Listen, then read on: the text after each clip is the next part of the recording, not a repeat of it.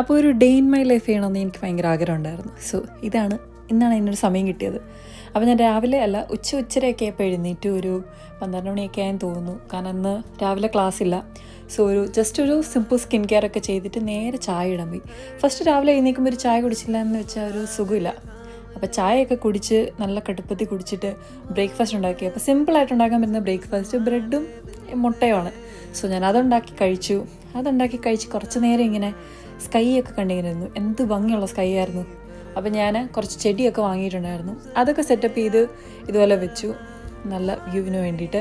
പിന്നെ ഞാൻ ലഞ്ചിന് വേണ്ടിയിട്ട് കുറച്ച് ഫുഡ് ഉണ്ടാക്കി കഴിച്ചു. എന്നിട്ട് ഈവനിങ് ക്ലാസ് ഉണ്ടായിരുന്നു. സോ ഞാൻ ക്ലാസ്സിന് പോകാൻ വേണ്ടിയിട്ട് റെഡിയായി.